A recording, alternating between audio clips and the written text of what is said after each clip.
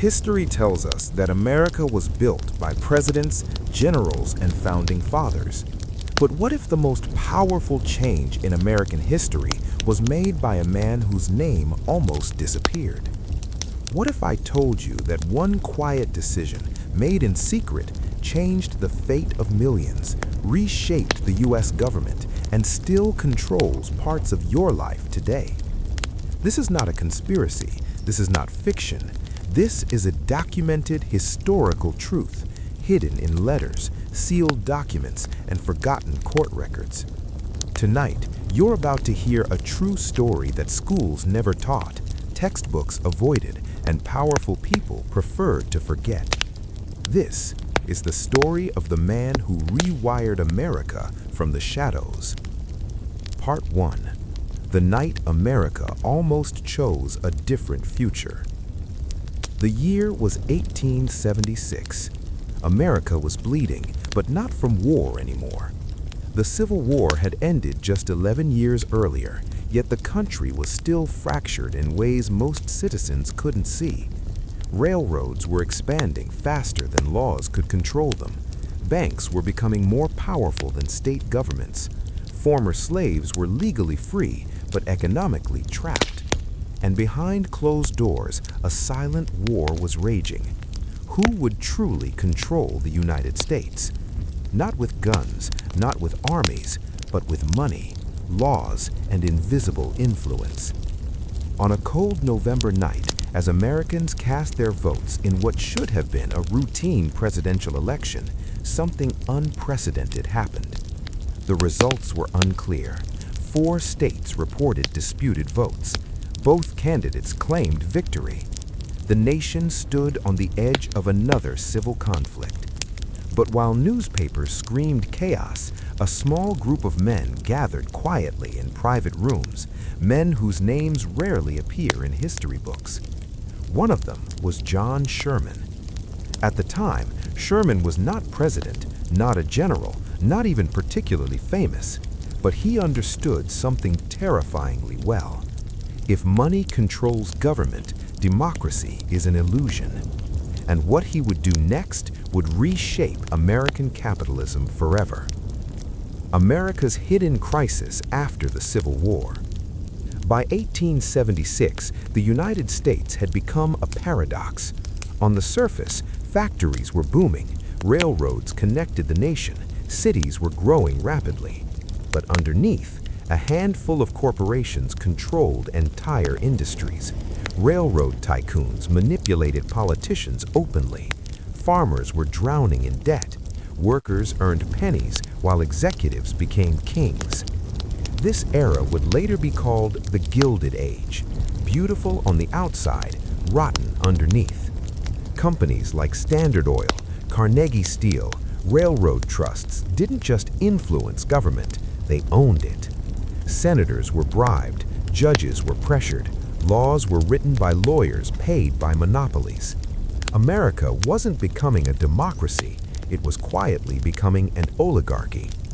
The election that terrified the elite.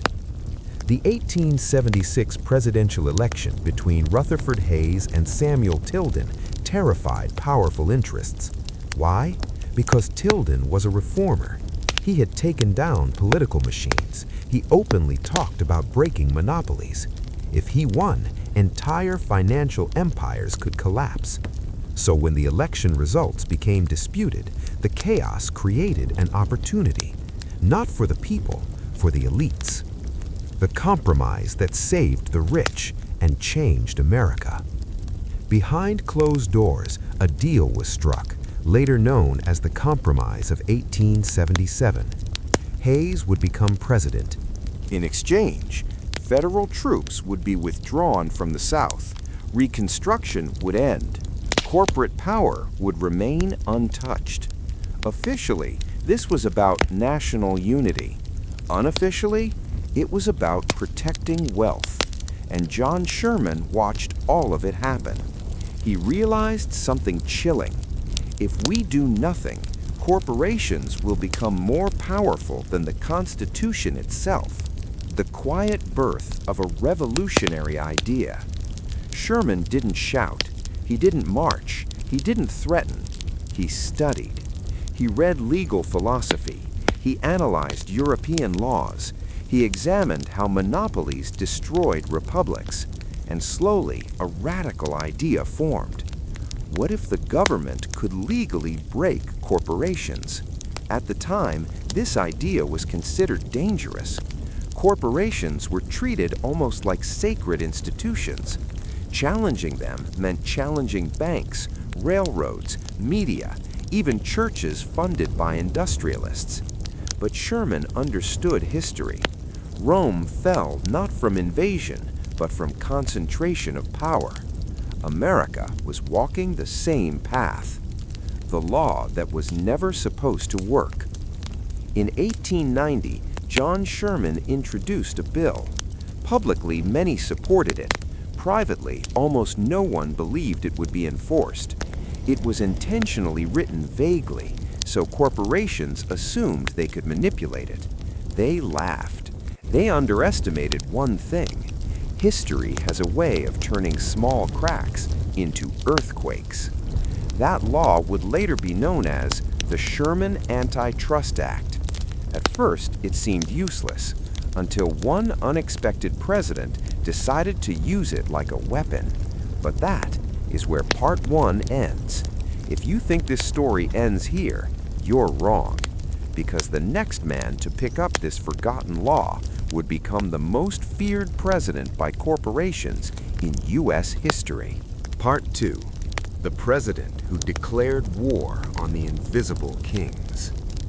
When Theodore Roosevelt became president in 1901, almost no one in America truly understood what kind of man had just stepped into the White House.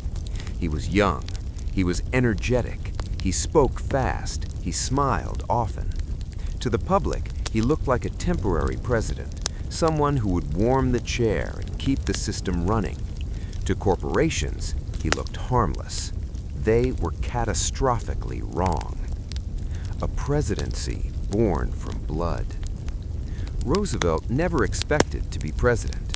In fact, the night he received the news, he was deep in the Adirondack Mountains, hiking miles away from civilization.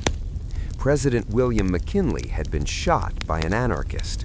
For days, McKinley lingered between life and death. Then, suddenly, he died.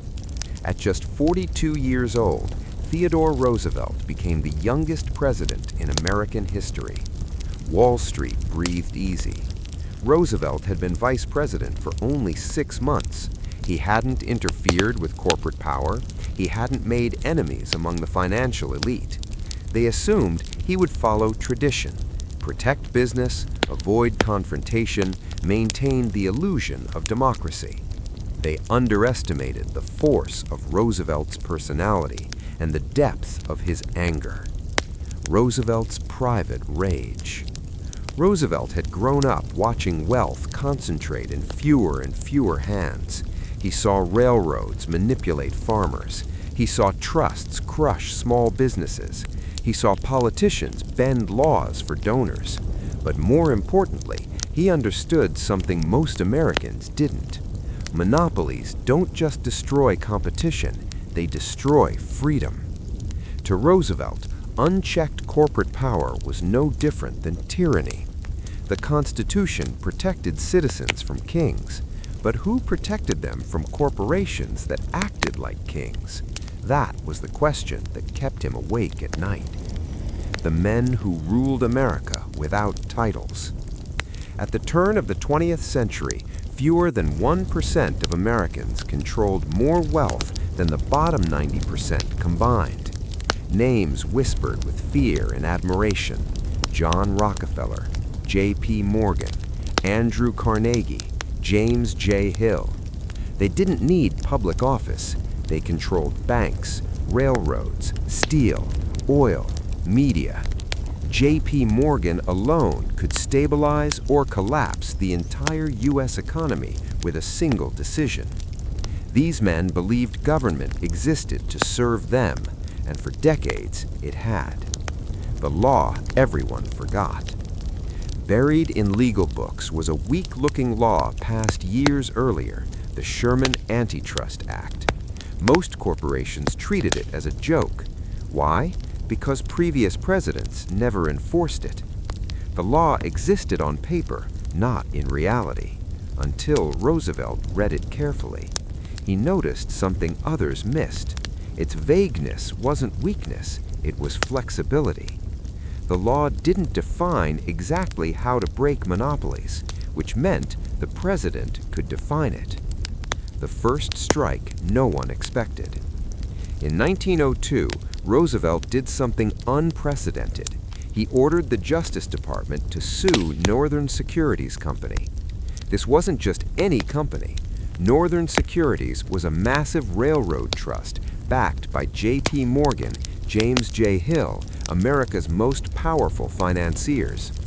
This trust controlled transportation across huge sections of the country. No president had ever challenged men like this. Wall Street panicked. Morgan reportedly said, "If we've done anything wrong, send your man to my man and they can fix it." Roosevelt refused. For the first time in American history, the federal government declared war on a monopoly. The Supreme Court shock. Everyone assumed Roosevelt would lose. The Supreme Court was conservative. Judges had ties to corporate interests. But in 1904, the unthinkable happened. The court ruled against Northern Securities. The trust was ordered dissolved. The ruling sent shockwaves through the nation. Corporations realized something terrifying. The Sherman Act was real, and Roosevelt was willing to use it. The man that the rich began to fear. Roosevelt didn't stop. He went after oil monopolies, meatpacking trusts, railroad price-fixing schemes. By the end of his presidency, he had filed over 40 antitrust lawsuits. The press gave him a new nickname, the Trust Buster. But Roosevelt hated the term. He didn't oppose business, he opposed unchecked power. He famously said, "Great corporations are necessary, but they must be controlled in the public interest." This made him dangerous, not because he destroyed wealth, but because he challenged the idea that wealth was untouchable. The strike that changed labor forever. In 1902, coal miners went on strike. Winter was approaching. If the strike continued, millions would freeze. Traditionally, presidents sided with business owners. Roosevelt didn't. He invited both sides to the White House. When mine owners refused compromise, Roosevelt threatened to seize the mines with federal troops. The owners caved. It was the first time a U.S. president acted as a neutral arbitrator between labor and capital. Workers across America realized something revolutionary. The government might actually protect them. The invisible counterattack. But power never surrenders quietly. Corporations adapted. Instead of opposing Roosevelt openly, they planned something smarter. They began influencing courts, universities, newspapers, economic theory. They funded academics who argued that monopolies were efficient. They promoted the idea that regulation hurt progress. They reframed corporate power as freedom. This wasn't a battle of laws anymore. It was a battle of ideas. And Roosevelt, for all his strength, wouldn't be president forever. The question that haunted the nation. As Roosevelt prepared to leave office, one terrifying question remained. Would America continue fighting corporate domination, or would power slowly return to the shadows? The answer would come later, during a financial collapse so massive it nearly destroyed the nation. And at the center of that collapse was the same man who once believed he owned America's economy, J.P. Morgan. The panic that exposed who really controlled America.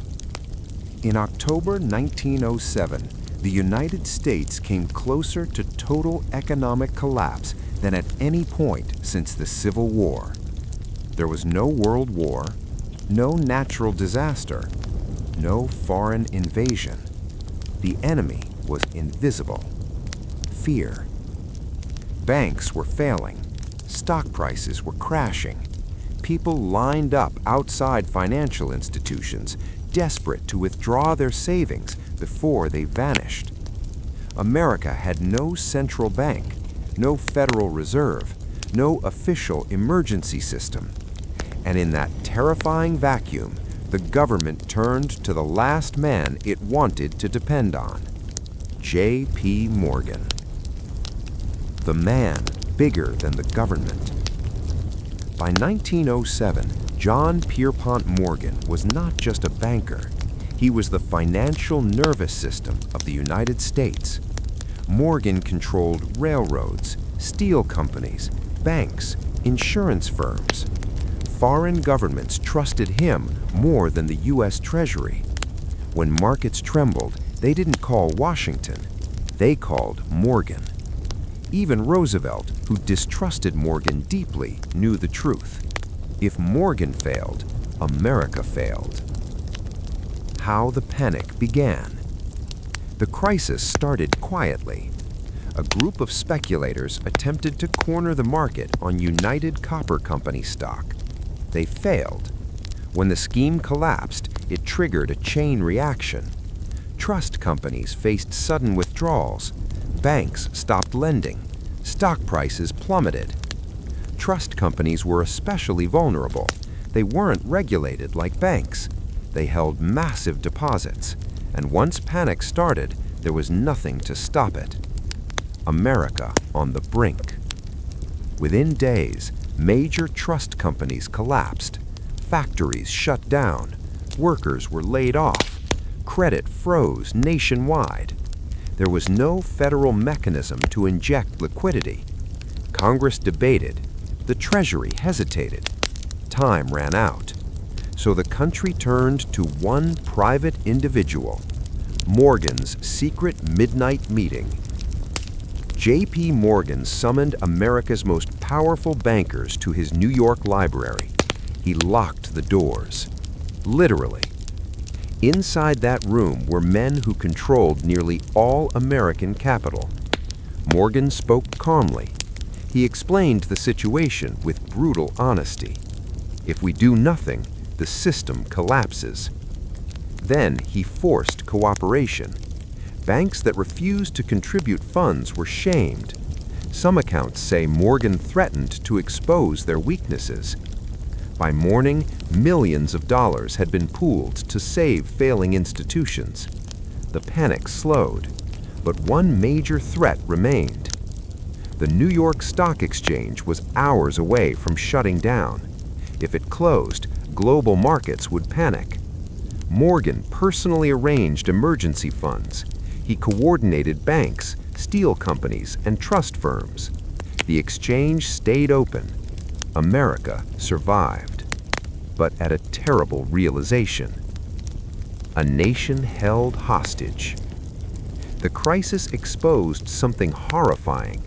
The U.S. government could not save itself. A private banker had to. Roosevelt was furious. So were reformers. This was not democracy. This was financial feudalism. One man had too much power, and everyone knew it. The birth of a dangerous question. After the panic ended, Congress asked, what happens when J.P. Morgan dies? There was no backup, no system, no safety net. The answer was terrifying. So America did something it had never done before. It began planning a central bank. The Secret Island Meeting.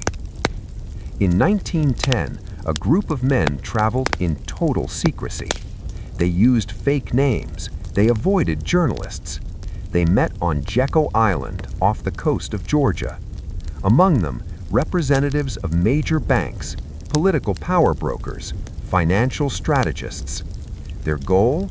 Create a system that would prevent future panics, stabilize the economy, remove emergency power from individuals. But here's the twist. They also ensured banks would retain influence, the public would trust the system, control would appear democratic. The result was a masterpiece of compromise. the Federal Reserve is born. In 1913, the Federal Reserve Act was passed.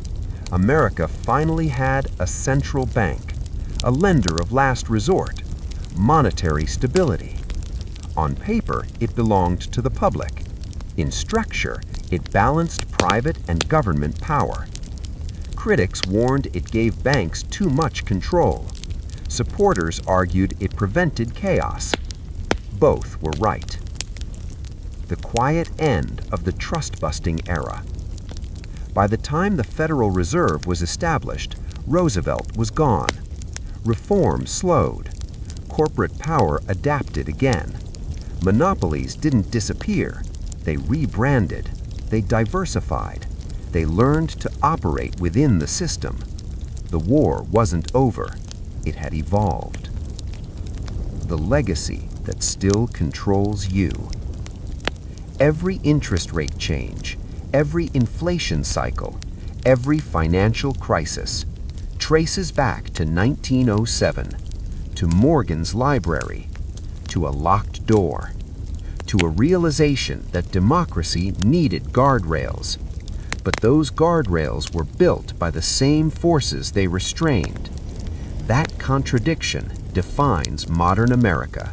When money learned how to rule without breaking the law. By the early 1920s, America looked stable again. The banks were calmer. The markets were rising. Factories were producing at record speed. On the surface, it felt like progress. But underneath, something far more sophisticated than the old robber barons was emerging. Power had learned to hide in plain sight. The death of the old villains. The age of men like Rockefeller and Morgan was ending. They were too visible, too powerful, too hated. Public anger had consequences. So corporate America evolved. Instead of giant monopolies with one name, power fragmented into holding companies, interlocking directorates, trade associations. The goal was simple: control everything, but appear to control nothing. The legal revolution nobody noticed. After Roosevelt, corporations realized brute force no longer worked, so they turned to lawyers.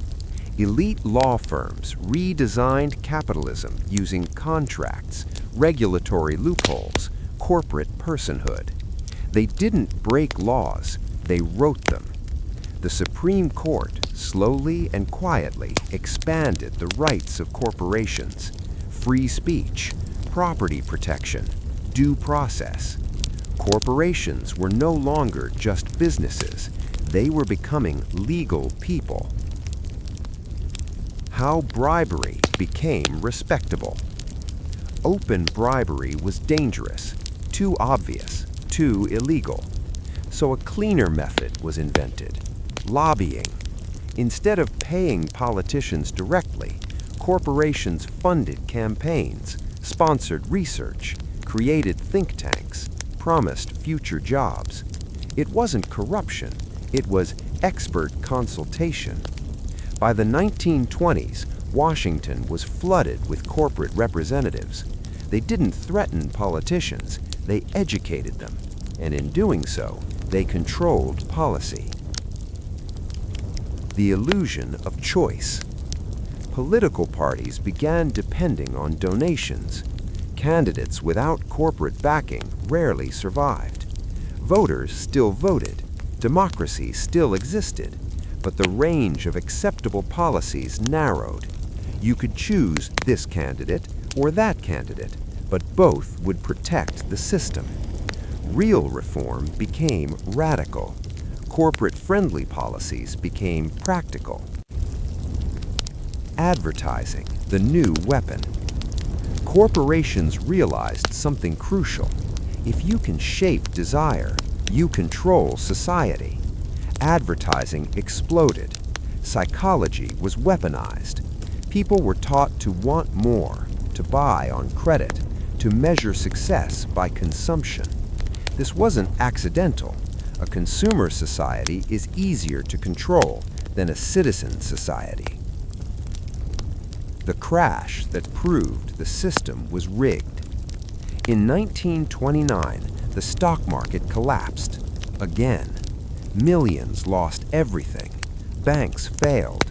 Factories closed. But here's what shocked the nation. The people who caused the crash survived. Small investors were destroyed. Big institutions were protected. The system had learned how to fall upward. A brief rebellion, the New Deal. Desperation gave rise to Franklin D. Roosevelt. The New Deal terrified corporations. For a moment, it looked like the government would reclaim power. Banking regulations, labor rights, social safety nets. But corporate America adapted again. They challenged laws in court. They delayed enforcement. They waited. They always waited. The long game. By the time World War II ended, corporations had a new role. They weren't enemies of government. They were partners. Defense contracts, research funding, industrial planning. The military-industrial complex was born. War had become profitable. Peace had become optional. The quiet victory. No coup, no revolution, just patience. By mid-century, corporations had achieved something unprecedented. They influenced laws without appearing to rule. They shaped policy without holding office. They controlled narratives without censorship, and most Americans never noticed. The question no one dared ask. If corporations now shape elections, media, education, war, then who actually governs? The answer wasn't in Washington. It was in boardrooms, and the final transformation was still coming. A legal decision so powerful, so subtle, it would redefine democracy itself. The day money became a voice. By the late 20th century, America believed itself to be the world's strongest democracy. People voted, presidents changed, courts ruled. But something fundamental had shifted, quietly, legally, and almost invisibly. Power no longer needed secrecy. It had legality. The Supreme Court's slow drift. For decades, the Supreme Court had been inching toward a dangerous idea. Spending money is a form of speech. At first, it sounded harmless. After all, newspapers cost money. Campaigns cost money. Political organizing costs money. But behind this logic was a hidden consequence. If money is speech, then those with more money have louder voices, and corporations had the most money of all. The case that changed everything.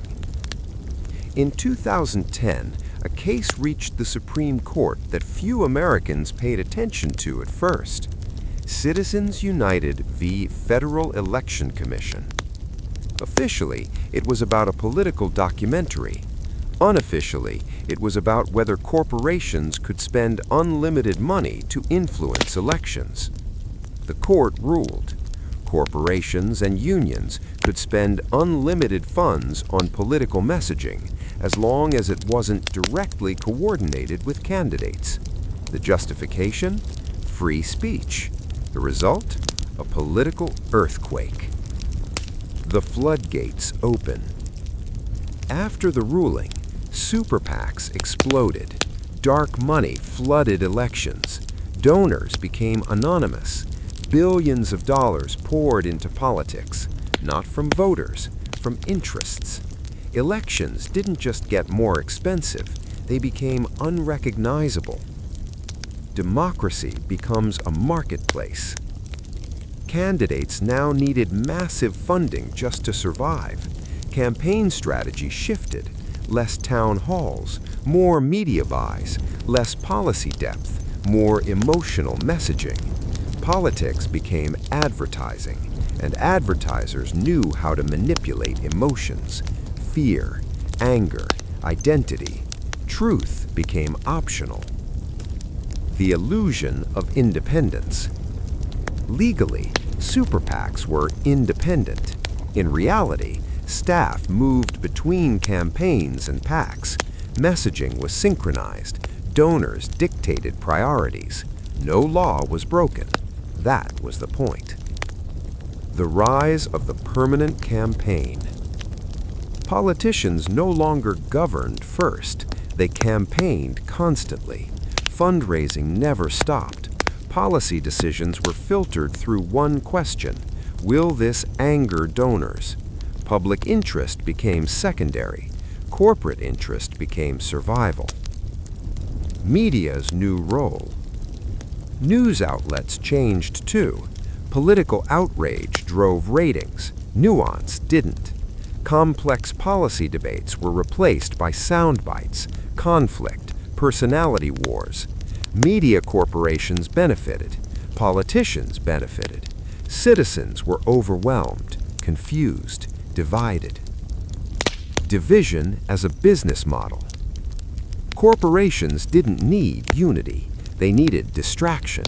As long as citizens fought each other, left versus right, urban versus rural, culture versus culture, no one questioned the system. Power remained untouched. The final irony. The same legal logic meant to protect speech now allowed money to drown it. A single billionaire could outweigh millions of voters, legally, peacefully, democratically. The question that refuses to die. If money is speech, corporations are people, elections are markets, then what is a citizen, and who is democracy really for? When technology learned how to read the human mind. At the dawn of the 21st century, something happened that no empire, no king, and no corporation had ever achieved before. Power learned how to predict human behavior. Not guess, not persuade broadly. Predict, person by person, and it changed everything. The new oil wasn't money anymore. It was data. Every click, every like, every search, every pause while scrolling. At first, it seemed harmless, convenient even. Free platforms, personalized content, smarter recommendations. But behind the screens, a new kind of industry was being built. An industry that didn't sell products, it sold people. Social media's original promise. Platforms like Facebook, YouTube, Twitter, and Google promised connection. They said information would be free, voices would be equal, democracy would be strengthened. For a moment, it looked true. Anyone could speak, anyone could organize, anyone could be heard. But the platforms weren't designed for truth. They were designed for engagement, and engagement had a dark preference. The algorithm's secret. Algorithms didn't ask, is this true? They asked, will this keep them watching? Anger performed better than calm. Fear traveled faster than facts. Outrage spread deeper than reason. Slowly, invisibly, content changed. What you saw wasn't reality. It was what kept you hooked. Micro-targeting, the end of the shared reality. Political campaigns noticed quickly. Why speak to millions when you could whisper different messages to different people? Data brokers built psychological profiles, your fears, your hopes, your insecurities. Political ads became invisible to everyone except you. There was no debate anymore, just personalized persuasion. Truth fractured, reality fragmented. The election that shocked the world. In 2016, the world watched as an American election defied predictions. Pundits were stunned. Polls failed. The system looked broken. But behind the scenes, something else had happened. Digital influence had outpaced traditional power. It wasn't about convincing everyone. It was about activating just enough people in just the right places with just the right emotions. The weaponization of information. Foreign governments noticed, corporations noticed, extremist groups noticed. Social media became a battlefield, not with bombs, with narratives. False stories didn't need to convince, they only needed to confuse. Doubt became the goal. Platforms lose control, or pretend to. Tech companies claimed neutrality. We're just platforms, they said. But they controlled algorithms, visibility, monetization. They knew their systems amplified division. Internal documents later proved it. But change meant less profit, and profit always won. The attention economy trap. The more divided society became, the longer people stayed online. Outrage drove clicks. Clicks drove revenue. Democracy was no longer the product. Attention was. The new corporate titans. Unlike old monopolies, these companies didn't look like villains, didn't use force, didn't appear political, but they shaped elections, culture, identity, truth. They didn't tell you what to think, they decided what you saw. The psychological toll. Anxiety rose, depression spiked, trust collapsed. People stopped agreeing on basic facts. Families argued, communities fractured. Not because people changed, but because reality was personalized. The question that now haunts democracy. How do you govern when citizens no longer share the same truth? How do you vote when information itself is unstable? The founders never imagined this threat. No constitution prepared for it, and the next phase of power was already forming, invisible, automated. When machines began to decide for humans. At first, artificial intelligence sounded harmless, helpful even. Smarter recommendations, better translations, safer cars, faster diagnoses. But beneath the optimism was a quiet shift so profound that most people never noticed it happening. Decision-making was leaving human hands. From assistance to authority. Early algorithms advised humans. Later algorithms optimized outcomes. Then, slowly, almost imperceptibly, humans stopped questioning them. If the system said, "This loan is risky," "This applicant is untrustworthy," "This neighborhood needs more policing," "This content should be promoted," people accepted it because the machine was objective, or so they believed. The myth of neutral code. AI didn't emerge from nowhere. It was trained on data, historical data, human data, and human history is not neutral. Biases buried in decades of policing records, hiring practices, financial decisions, media coverage were fed into machines. The result? algorithms that amplified past injustice while appearing scientific. No intent, no malice, just math. And that made it harder to challenge. The black box problem. Unlike laws, algorithms didn't need explanation. They were proprietary, protected as trade secrets. Even governments using them often didn't understand how they worked. So when an AI denied a mortgage, a parole request, a job application, a welfare benefit, there was no appeal, no transparency, no accountability. The system had spoken. Automation of power. Corporations loved AI. Why?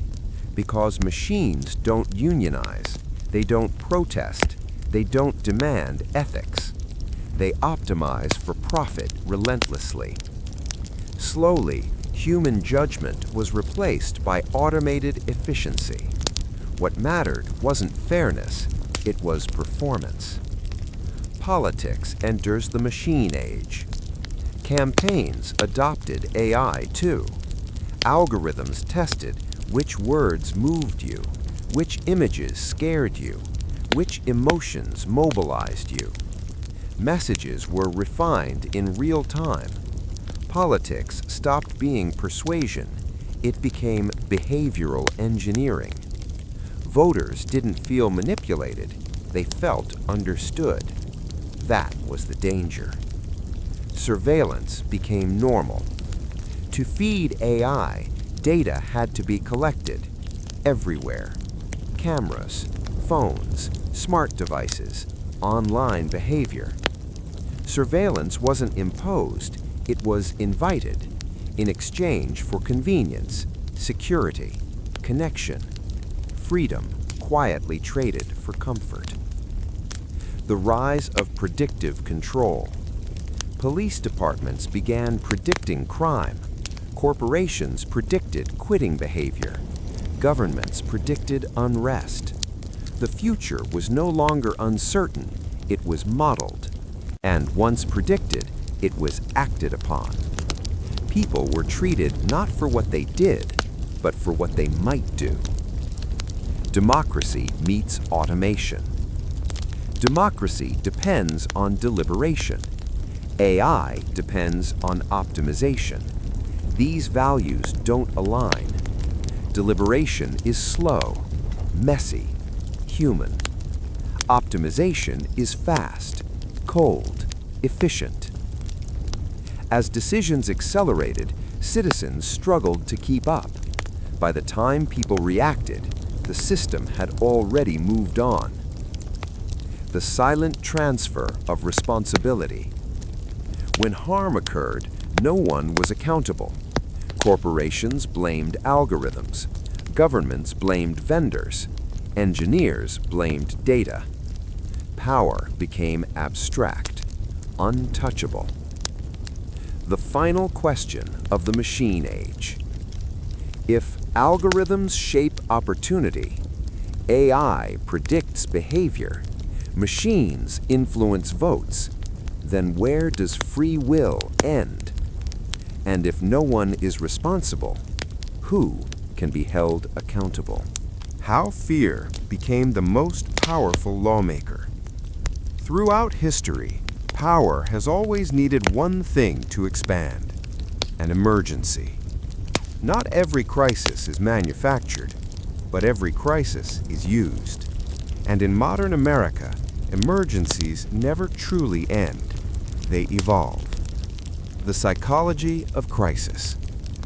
When people are afraid, they ask fewer questions.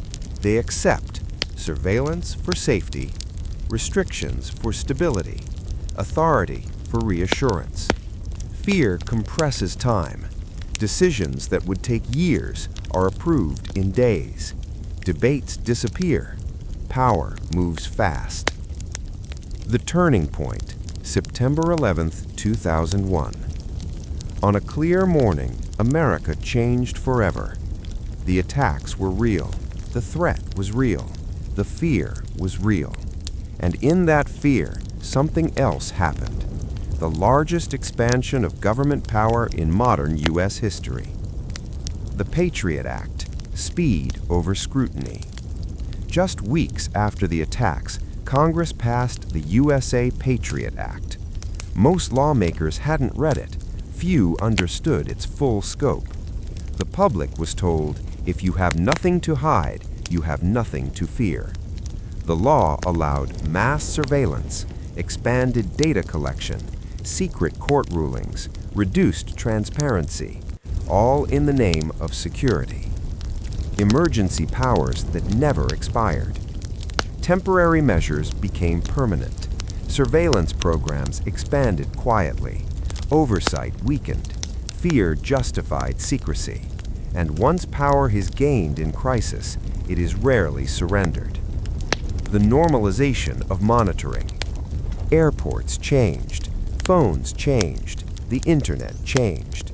People adapted. Children grew up assuming. Cameras everywhere. Data collection as normal. Privacy as outdated. What was once shocking became routine. Financial crisis. Fear returned in a new form. In 2008, fear returned, this time economic.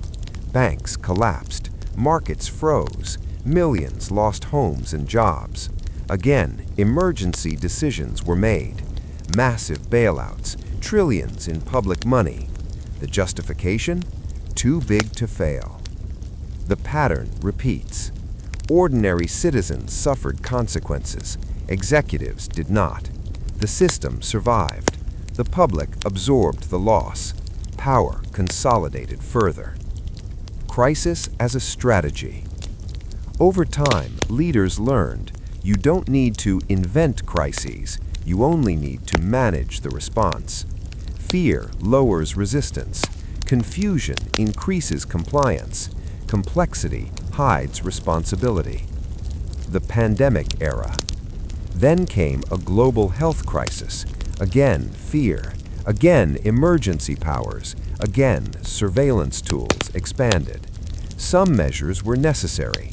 Others were opportunistic. Debate became dangerous. Questioning policy was framed as disloyal.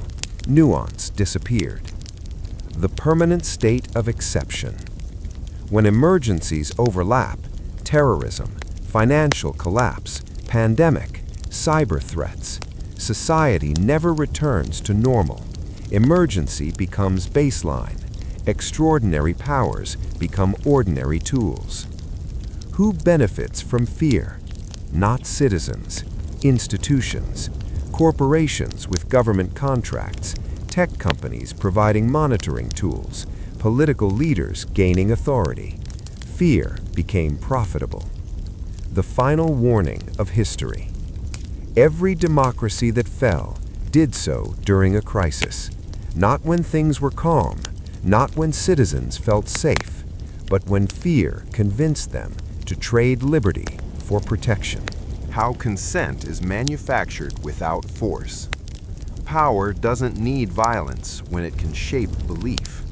The most stable systems of control are the ones people defend themselves. And by the late 20th century, America had perfected that art. The shift from education to conditioning. Education once aimed to create citizens, people who questioned, debated, understood systems. Slowly, subtly, the goal shifted. The new priority became standardization, testing, efficiency. Questions were replaced by answers. Curiosity was replaced by compliance. Critical thinking became optional. Who decides what is normal? Curriculums didn't change overnight. They were adjusted by committees, funding priorities, political pressure, corporate partnerships. Certain topics became controversial. Others became irrelevant. History was simplified. Complex power structures were avoided. Students learned what happened, but not why. Media as the silent teacher. For most adults, education never ends. It just moves from classrooms to screens. Television, News, entertainment, social media. Media didn't just reflect culture, it shaped it. The business model of belief. Media corporations weren't neutral observers, they were businesses. Revenue depended on attention, advertising, retention, which meant conflict over clarity, speed over accuracy. Complex truths were bad for ratings, simple narratives sold better. The framing effect. What matters most isn't what is said, it's how it's framed.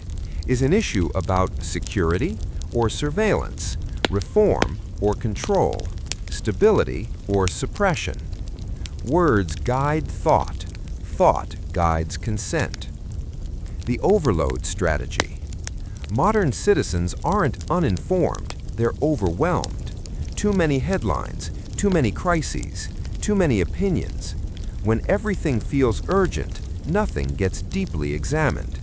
People disengage, not because they don't care, but because they're exhausted. The rise of passive citizenship. Voting becomes symbolic, participation becomes performative. Outrage replaces organization, posting replaces action.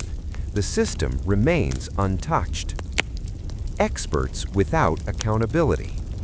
Authority shifted from elected officials to experts, economists, analysts, consultants. Some were honest, others were funded. But questioning experts became taboo. Doubt was framed as ignorance, and ignorance was shamed. The illusion of debate. Cable news perfected the formula. Two sides, endless arguing, no resolution. Real structural issues were never discussed. The spectacle created the illusion of choice. The outcome stayed the same. When people defend the system that controls them, the final stage of control isn't silence, it's loyalty. People begin to identify with political brands, media personalities, economic narratives. Criticizing the system feels like a personal attack. That's when power becomes self-sustaining. The oldest trick in history. Divide the people, not just politically, culturally, morally, emotionally. As long as citizens fight each other, they never look up. When history proved that power is never permanent. Every system of control believes it is eternal. Every empire tells itself this time is different. History disagrees. Again and again, moments arrive when pressure becomes unbearable and illusion collapses. Not suddenly, but decisively. The myth that people never wake up. Power depends on one dangerous assumption, that people will always adapt, that comfort will always outweigh conscience, that fear will always silence resistance. But history shows a different pattern. People don't rebel when they are poorest. They rebel when they realize they have been lied to. The Roman lesson America forgot. Rome didn't fall because of barbarians. It fell because power concentrated, citizens disengaged, reality split between elites and the public. Bread and entertainment kept people calm until it didn't. When legitimacy collapsed, no army could save it. The printing press shock. For centuries, knowledge was controlled. Then the printing press appeared. Suddenly, truth spread faster than authority. Narratives fractured. Power lost its monopoly. The result wasn't peace, it was transformation. Messy, chaotic, irreversible. America's forgotten revolts. Change in the U.S. never came politely. It came when pressure forced it. Labor rights weren't gifted, they were fought for. Civil rights weren't negotiated calmly, they were demanded in the streets. Women's rights weren't granted out of kindness, they were won through defiance. Each time, the same pattern appeared. Power resisted, media warned, elites predicted chaos, then society moved forward anyway. the one thing power cannot control forever: narratives. As long as power controls the story, it controls reality. But when stories crack, when contradictions become visible, control weakens. This is why whistleblowers are hunted, journalists are discredited, truth is labeled dangerous, not because it's false, but because it spreads. The digital paradox. Technology that manipulates also exposes. Algorithms amplify lies, but they also preserve evidence. Every document leaks eventually. Every contradiction surfaces. The internet never forgets. Power knows this. That's why control is accelerating. Why change never looks like a movie. There is no final battle, no single hero, no dramatic victory. Real change looks like slow awareness, uncomfortable conversations, institutions losing legitimacy, old narratives no longer working. It looks boring until suddenly it isn't. The collapse of trust. No system survives without trust. When citizens stop believing, media, elections, institutions, economic promises, the system enters its most dangerous phase. Not rebellion, apathy. And apathy is fatal. The moment before transformation. History shows a strange constant. The moment before change feels hopeless. People believe nothing will ever change. That belief is the final illusion. The choice history always leaves us. Every generation inherits a system it did not design, but it always faces the same choice: accept the narrative or question it, remain consumers or become citizens, forget history or recognize its pattern. The truth power hates most. Power is not immortal. It is tolerated, and tolerance has limits. The future is a choice, not a fate. After centuries of consolidation, crisis, and manipulation, one fact becomes undeniable. Power is never permanent. Control is never absolute. History always leaves a crack. The question now is not if change is possible, but how it begins. The pattern of resistance. History offers a roadmap. Awareness. People realize the system is not neutral. Slavery was obvious only to those who looked. Labor exploitation was invisible until strikes forced attention. Modern surveillance was ignored until leaks revealed its scale. Organization. Citizens form coalitions. Underground networks in Rome, secret societies, unions, civil rights groups. Modern digital networks enabled global coordination in real time. Persistence. Power resists but cannot hide indefinitely. Every empire, every monopoly eventually meets its limit. Cultural shift. Norms change. Laws codify progress. Public opinion becomes a counterforce. The tools of modern resistance. The battlefield today is different. Technology, not just a tool for control, it can also spread truth faster than lies. Media literacy, understanding framing, algorithms, and bias is power. Civic engagement, participating, not just consuming, restores influence. Transparency, demanding accountability exposes vulnerabilities in the system. Power fears informed citizens more than any army. Small actions, massive effects. History shows that revolutions often begin quietly. Workers refusing unsafe conditions, whistleblowers releasing documents, citizens organizing local campaigns. Cumulative pressure cracks the system slowly but inevitably.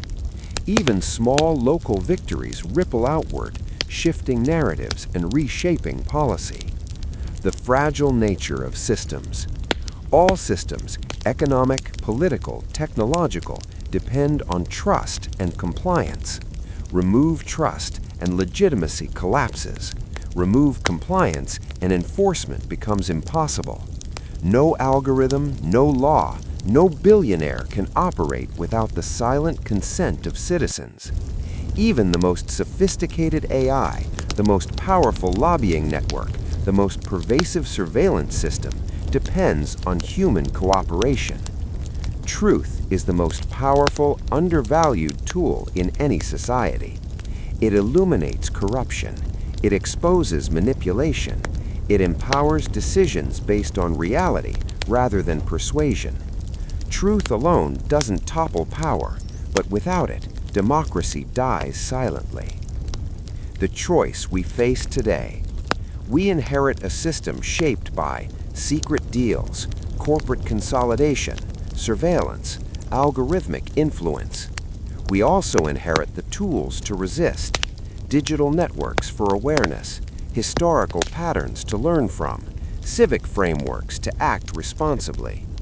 Change begins when individual awareness transforms into collective action. The message hidden in history. History is not a warning. History is a manual. It teaches power is resilient but not invincible. Emergencies accelerate control, but recovery is possible. Citizens have always been the decisive factor. Every generation faces the same choice: submit to invisible systems or step into participation and shape the rules.